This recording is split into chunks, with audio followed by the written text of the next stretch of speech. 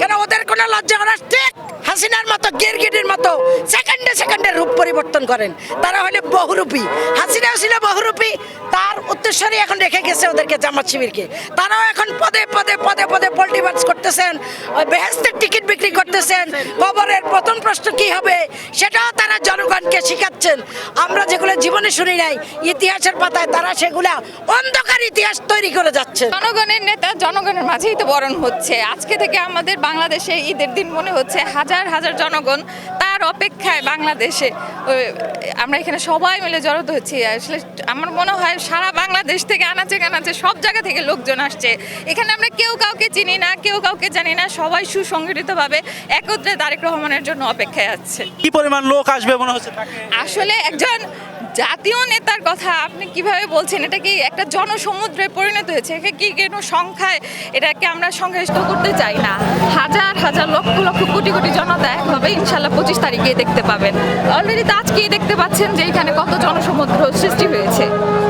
18 বছর পরে আমাদের সম্মানিত ভারপ্রাপ্ত চেয়ারম্যান বাংলার জমিনে পা রাখছেন। 25 তারিখ ওনার প্রত্যাবর্তন দিবস। যারা ওনাকে নিষ্পেষিত করার চেষ্টা করেছিলেন, যারা ওনাকে বিতাড়িত করেছিলেন, আজকে তারাই নির্বাসনে আর কোনোদিন বাংলার জমিনে পা রাখতে পারবে বলে আমার মনে হয় না। যদিও আসেন, কিন্তু তারা পাশের দড়িতে ঝুলতে হবে। এটাই হলো তাদের কর্মকাণ্ডের প্রতিফলন। তো আমাদের চেয়ারম্যান আসছেন, আমরা আনন্দে উল্লাসিত এবং আমরা ভাষা প্রকাশ করতে পারবো না। আমাদের কাছে যে কি খুশি লাগছে, খুবই খুশি লাগছে। এত খুশি মনে হয় জীবনে কোনো ঈদের আনন্দ তো আমরা পাইনি, এরকম আমাদের কাছে লাগছে। কেন আমরা দীর্ঘ 18 বছর অনেক নির্যাতন করে রাজপথে ছিলাম। এই যে আমাদের বরিশালের আপা, আমার নোয়াখালী সোনাইমুড়ির আপা, ঝিনাইদহের আপা, ওই যে চট্টগ্রামের আপা, সবাই কষ্ট করেছেন। সবাই আজকে সারা বাংলাদেশ থেকে আজকে প্রায় 1 সপ্তাহ যাবৎ ঢাকা শহরের যেখানে আছে সবাই এসে অপেক্ষারত আছেন। কখন এক ঝলক জনাব তারেক রহমানের মুখখানা সচক্ষে দেখতে পারবেন? এতদিন তো মিডিয়াতে দেখেছেন এবং সবাই এখন সচক্ষে দেখবেন। এটাই আমাদের কাছে সবচেয়ে বড় আনন্দের বিষয়। এর চেয়ে আনন্দের বিষয় আর কিছু হতে পারে না। তারেক রহমান বীরের বেশে বাংলাদেশে আসবে, বীরে বাংলাদেশে তারেক রহমান বীরের বেশে। মা মাটি কাঁপছে, তারেক রহমান আসছে, তারেক রহমান আসছে, মা মাটি কাঁপছে, মা মাটি কাঁপছে, তারেক রহমান আসছে। 25 তারিখ সারা দিন বাংলাদেশের খুশির দিন। 25 তারিখ সারা দিন জিয়ার সৈনিক। নেতার কাছে আমাদের সবচেয়ে বড় সালাম মহান আল্লাহ রাব্বুল আলামিনের কাছে, যে আগামী 25 তারিখে যেন আমাদের নেতা তো শরীরে মানে সমস্ত শত্রুকে অবসান ঘটিয়ে বাংলাদেশে সুন্দরভাবে আসতে পারেন, এই স্টেজে এসে সবাইকে সংবর্ধনা সালাম জানাতে পারেন। এটাই আমাদের সবচেয়ে বড় প্রত্যাশা। আগামী দিনে বাংলাদেশের জনগণের ভোটে ইনশাল্লাহ আমরা আশা করি আমাদের ভাইস চেয়ারম্যান জনাব তারেক রহমান তিনি বিপুল ভোটে বিজয়ী হয়ে বাংলাদেশের প্রধানমন্ত্রী হবেন, দেশ চালাবেন। এই দেশ যতবার খাদের কিনারায় চলে গেছে ততবারই জিয়া পরিবার এই দেশের হাল ধরেছে ইনশাআল্লাহ। এবং সেটাই আপনারা দেখছেন বাংলাদেশের অবস্থা কি, শত্রুরা কিভাবে বাংলাদেশে আবারও নির্যাতন চালাচ্ছেন বিএনপিকে বাঁচানোর জন্য।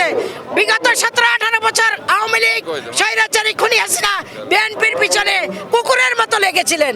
এখন আবার আরেক দল জামাত শিবির, আমি প্রকাশ্যেই বললাম, তারা কিন্তু বিভিন্নভাবে প্রোপাগান্ডা ছড়াচ্ছেন এবং তারা জ্বালাও পোড়াও করে দেশকে অস্থির করে তুলছেন যেন নির্বাচনটা বাতিল হয়, যেন বাংলাদেশে কোনো নির্বাচন না হয়। আমরা এই শত্রুদেরকে বলতে চাই, খুনি হাসিনাকে আমরা ভারত পাঠিয়েছি বাংলাদেশের 18 কোটি জনগণ, কিন্তু আপনারা 71-এর ঘাতক, আপনারা 71-এর ঘাতক করে গিরি করেছেন, আপনারা পাকিস্তানের দালাল ছিলেন, আপনারা বাংলাদেশের মা বোনদের ইজ্জত লুটে নিয়ে নেওয়ার সহযোগিতা করেছেন। সেটা আপনারা ভুলে গেলেও এই দেশ জাতি কখনো আপনাদেরকে বলে যায়নি। কোন রকম আগুন লাগিয়ে, কোন রকম দেশের ভিতরে অকারেন্স ঘটিয়ে নির্বাচন ঠেকানো যাবে না ইনশাল্লাহ। নির্বাচন বিজয় র্যালি ওদের আগে বলতাম লজ্জা শরম নাই যার আওয়ামী লীগ নাম তার, এখন বলবো লজ্জা শরম নাই যার জামাত শিবির নাম তার। সরকার, Yes. কেন ওদের কোনো লজ্জা করার ঠিক হাসিনার মতো গিরগিটির মতো সেকেন্ডে সেকেন্ডে রূপ পরিবর্তন করেন। তারা হলে বহুরূপী, হাসিনাও ছিল বহুরূপী, তার উত্তরসূরি এখন রেখে গেছে ওদেরকে, জামাত শিবিরকে। তারাও এখন পদে পদে পদে পদে পল্টিবার্স করতেছেন, বেহেস্তের টিকিট বিক্রি করতেছেন, কবরের প্রথম প্রশ্ন কি হবে সেটাও তারা জনগণকে শিখাচ্ছেন।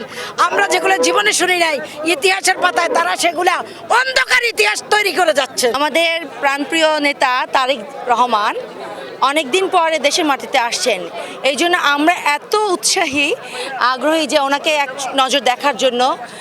ইনশাল্লাহ আমরা 25 তারিখে ওনার জনসভায় থাকব, কিন্তু এর আগেও প্রস্তুতি আমাদের কিভাবে আমাদের নেতাকে আগমনটা ওনাকে কিভাবে অভ্যর্থনা জানাবে, কিভাবে স্টেজ রেডি করছে। এই দূর থেকে মোহাম্মদপুর থেকে আমার মা বাংলাদেশ জাতীয়তাবাদী দলের মূল দলের একজন নেত্রী, আমার ছোট বোনও, সেও 32 নম্বর ওয়ার্ডের একজন আমি একজন স্কুলের টিচার, এবং আমরা আছি, আমার হাজব্যান্ডও চাকরির মধ্যে আছেন।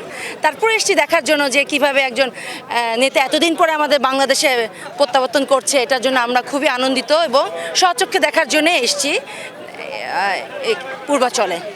ধন্যবাদ। কি আশা করেন?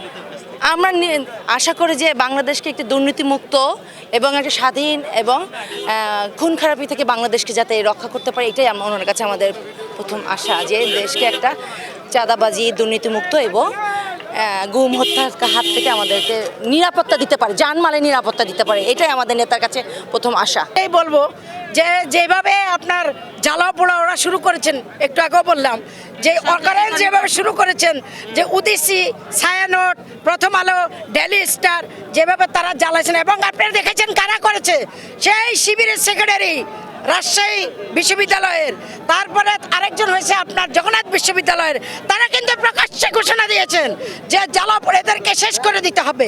একটা সাংস্কৃতিক অঙ্গন, পৃথিবীর ইতিহাসে মনে হয় বাংলাদেশে প্রথম কোনো এত বড় বড় মানে পত্রিকা অফিস জ্বালিয়ে দেওয়া, এটা খুবই দুঃখজনক, খুবই ন্যাক্কারজনক। যারা 71-এর দালাল ছিলেন তারাই, তাদের পক্ষে এগুলো করা সম্ভব।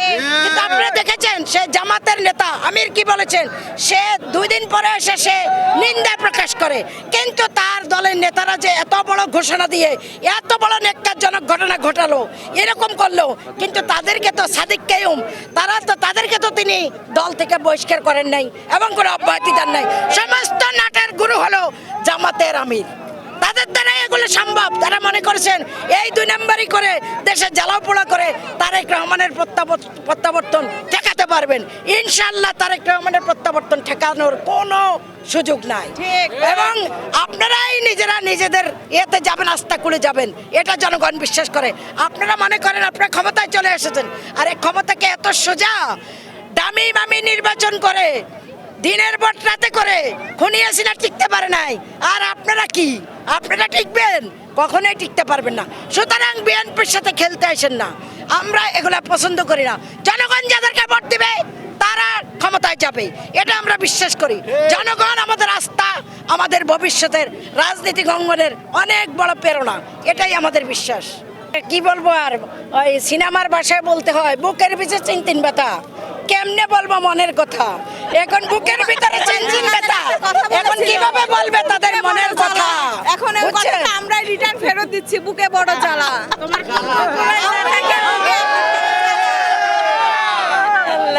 এখন তারা ঘুমাইয়া যার স্বপ্ন দেখেছিলেন, এখন জেগে দেখে সবই কিন্তু অন্ধকার। তারা স্বপ্ন দোষে বিবর্জিত ছিল, এখন স্বপ্ন দোষ বেগে দেখে যে না, এটা তো বাস্তব হচ্ছে। আমাদের স্বপ্ন দোষে কোনো কাজ হয় নাই। তারেক রহমানকে ঠেকানোর মতো আর কোনো জায়গা নাই, কোনো অবস্থান নাই। তারেক রহমান বাংলাদেশের আপামর জনগণের নেতা, তৃণমূলের নেতা, এবং সাবেক 3 বারের প্রধানমন্ত্রীর ছেলে, রাষ্ট্রপতির ছেলে, মহান স্বাধীনতার ঘোষকের ছেলে। সুতরাং তারেক রহমানের সাথে কারো তুলনা হয় না, তারেক রহমান বীরের বেশে।